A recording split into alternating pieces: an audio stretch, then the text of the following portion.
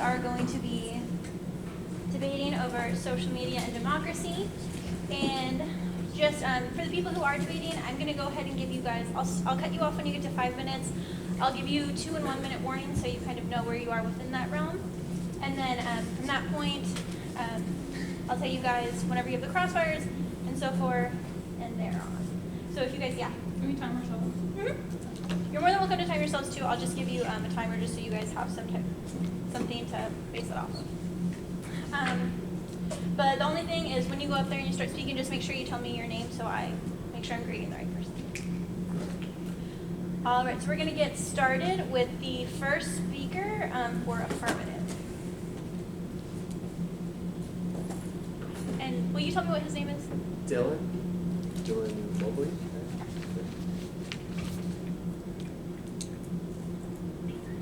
This House affirms that social media is necessary for democracy. We define social media as an umbrella term that defines the various activities that integrate technology, social interaction, and the construction of words and pictures. We define necessary as required, achieved, or present. And we define democracy as a government in which the supreme power is vested in the people and exercised by them directly or indirectly through a system of representation, usually involving periodically held free elections. And my first claim is going to be, social media is necessary for our democracy to function today due to how ingrained it is in our society. Technology in this day and age is unavoidable, and the same goes for social media. According to the Pew Research Center, 95% of Americans have a mobile phone. Statistics show that 2.4 billion people are on the social media site Facebook, roughly a third of the entire world's population. There are over 3.5 billion people online today, with 2/3 of them being active on some form of social media. Almost 90% of people aged 18 to 29 are active on some form of social media.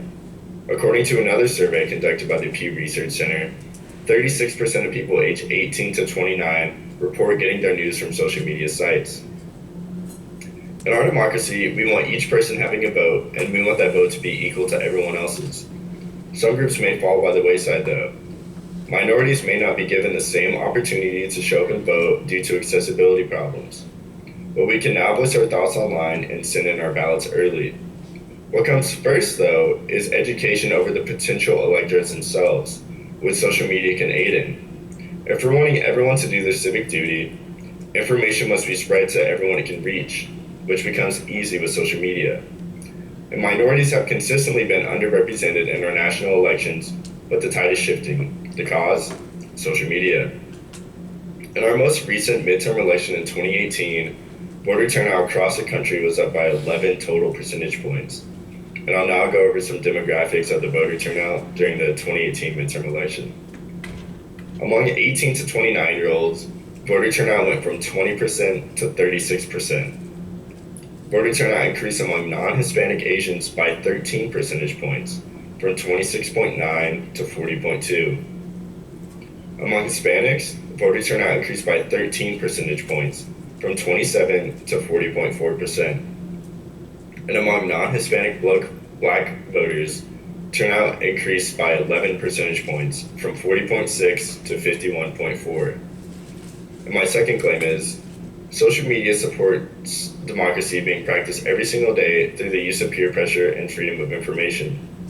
It informs and communicates to the people in a quicker and more accessible way, opposed to when it was not around.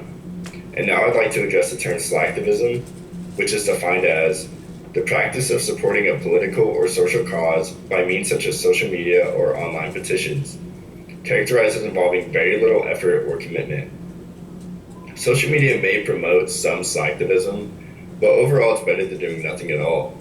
The alternative to slacktivism is not being informed at all and not informing others through your postings. According to Statista.com, 100% of current senators and 99% of the members in the House used Twitter during the midterm election year in 2018. A New York Times editorial published in September of 2012 also stated that by users posting selfies of them with their I voted sticker or a picture with a filter saying I voted on it, it generated an additional 340,000 votes in the election. Now, this was in 2012, when Facebook only had roughly 1 billion users. As of 2019, Facebook has 2.41 billion users. If we just extrapolate these numbers, Facebook posts alone may drive over 700,000 more people to go out and do their civic duty. Multiple studies have also concluded that being exposed to pro-voting posts online were both more locally likely to seek out information about polling locations and to go out and vote themselves. So to conclude, we should be encouraging people to get out and vote by any means necessary, and the most accessible route to that is by utilizing social media. Without social media, we would not have as informed as voters, and we would have lesser turnout, thus weakening our democracy. That's all. Thank you.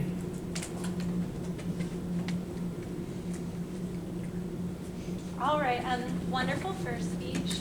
So now, our speaker for the next one. And what's your name? Oh, this is Caitlin's speech. Oh, go on. Our team negates the following resolution resolved. Social media is necessary for democracy. Our first definition, we agree with the affirmative, but we define it as absolutely needed or required.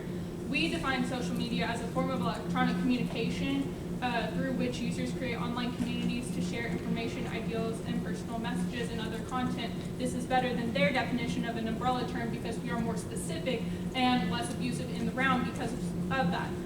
Cambridge Dictionary defines democracy as the belief in freedom and equality between the people. This helps our democracy, and we believe that it is less abusive than what the affirmative said about how it is only being about representation.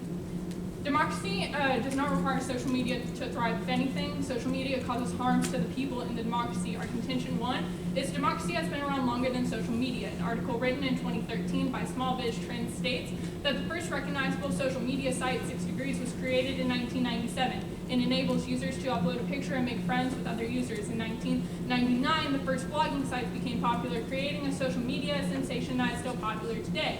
We have had democracy for considerably longer. An article written by the History World states that the Constitution of the United States of America, adopted in 1788, provides the world's first formal blueprint for a modern democracy. Since we have defined social media as an electronic communication through online communities, it is clear that democracy thrived before social media.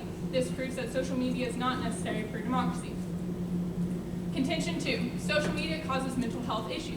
A quote from an article by Sabrina Barr on October 10, 2019 states, "Not only has social media been proven to cause unhappiness, but it can also lead to the development of mental health issues such as anxiety or depression when used too much or without calculation. Social media also causes an increase in stress."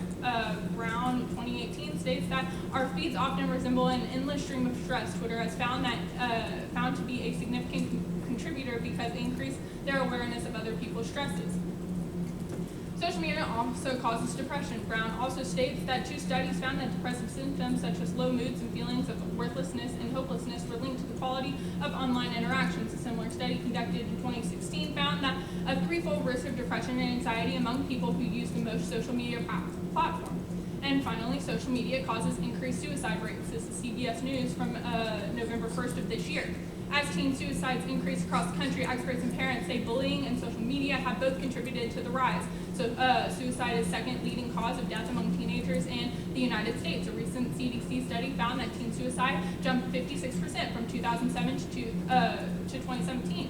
The only thing that we did find on social media which involved people who were depressed into a club. It invited people who may have been self-harming into a club and normalized these behaviors. With this piece of evidence, we can see, especially between 2007 and 2017, that this was a huge increase in social media with Twitter and Instagram. It causes people to see a perfect image of someone's life and realize that their life is not as perfect because it's only the best image that someone can get. This can lead also to cyberbullying. Cyberbullying has also been a leading cause of suicide rates because of the hate speech that continues to be performed not only in person but also in online communities. On hate speech, in an article by David Goldman on October 29, 2018, it states that social media has given people a platform to spew hate speech and radical beliefs to other affected people, amplifying what others fringes options, and a few have turned into hate into violence. And on contention 4, social media causes a misinformation. A quote from Chuck Lavardi on January 22nd, 2018 states, but foreign interference isn't the only means of corrupting a democracy. We recognize that the same tools that give people more voices can sometimes be used by anyone to spread hoaxes and misinformation. There is an active debate about how much information is tainted by false news. On their own case, they specifically say that 2/3 of people are active on social media. This is clearly leaving out 1/3 of people that don't have access to social media. This means that they actually oppress more minorities because they're making this case that social media has to be democracy, which means that 1/3 of people are no longer able to access democracy, which is inherently flawed and causes more oppression towards minorities. They don't give a voice to minorities. If anything, they take it away. They talk about voter turnout and how younger generations is increased. We can see that our population is increasing, which means that more people are turning 18. This is not just because of social media, it's because of population increase. They talk about supporting by peer pressure, but we can also see that peer pressure is toxic and causes actually more hate speech and more cyberbullying, which also leads to increased suicide rates. They talk about not being informed is really bad. Not everyone is being informed. They even say in their case that 2/3 of people are on social media. This leaves 1/3 of people out, which means that you are just oppressing minorities more because they don't have access to it.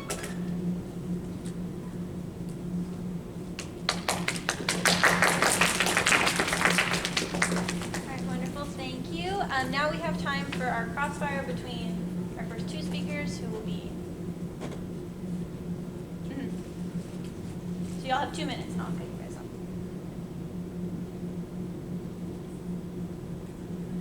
Okay, I have a question. What are the statistics of how social media affects mental health issues, and how does that relate to democracy? Sure. So you're making the claim that social media is necessary for democracy. We're claiming that it's not. But No, if what are the anything, it hurts. statistics that show that social media affects people's mental health issues, and how does that relate to democracy? Sure. So a study involved 1,700 people, found that threefold risk of depression and anxiety among people. That was in our depression card. We have another study talking about how general anxiety is provoked by social media, which is also a 1,000-person study. And we also see that in a survey of 1,500 people, half of 18 to 24-year-olds says that it makes them feel unattractive with social media. So how does that relate to democracy? Your whole case is saying that social media is good for democracy. We're saying that it's not. But how do people having mental health issues affect how they vote in a democratic representation? Sure. If you don't have access to voting, you can't be in a democratic I can process. have a mental health issue and have access to social media. But how would that affect how I vote? You're saying that social media is necessary for democracy, meaning that it's necessary for a representative You're not public. answering my question. But okay. You guys are saying that, quote, helplessness and depression affects democracy, but how does that actually affect democracy, aside from the numbers that you're giving? Sure, if people don't trust our government and causes misinformation. If I don't trust the government, that means I have a mental health issue. No, what's your question? I'm asking, how do people having mental health issues affect how they vote? And what is your evidence? Okay, democracy is not only about voting. And your whole case talks about how social media brings more access to minorities and more access to people. We're directly saying that it doesn't because you specifically state that 2/3 of people have access to social media when 1/3 doesn't. Thank you. So now we are going to move on to the second speaker for the affirmative. So this house affirms Really that. quick, Tate. Yes, actually I do want to time myself. So this house affirms that social media is necessary for democracy. I noticed that you did say that social media causes health issues, but social media is not the sole cause of mental health issues. That there are actually many numerous other causes of health issues, and that health issues actually have nothing to do with democracy, as stated by my teammate before. She asked, what does health issues have to do with democracy, and you weren't able to provide any evidence to support that because it really answered the question. Also, you mentioned that 2/3 of people use social media, leaving out the other third. Well, we said that 2/3 of social media, that's 2/3 of people use social media in the entire world.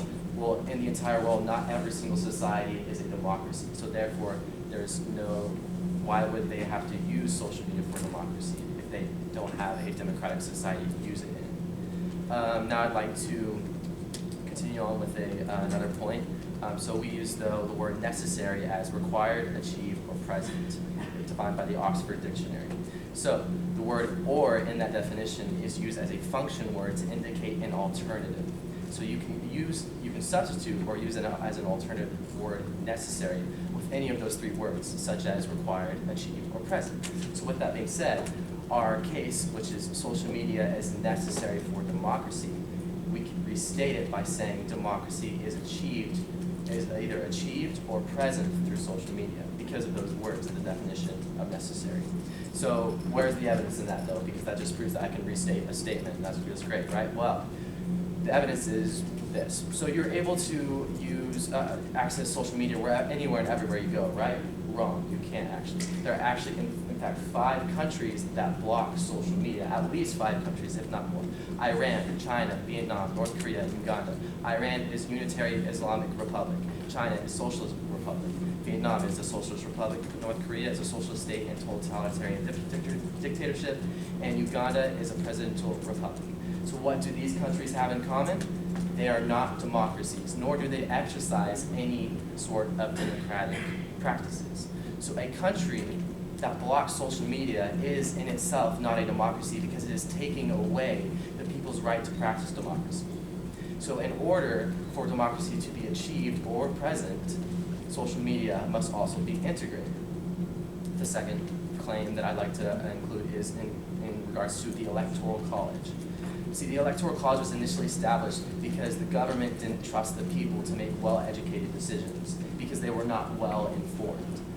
A quote from Time.com says that one founding era argument for the Electoral College stemmed that the fact that ordinary Americans across the vast continent would lack sufficient information to choose directly and intelligently among leading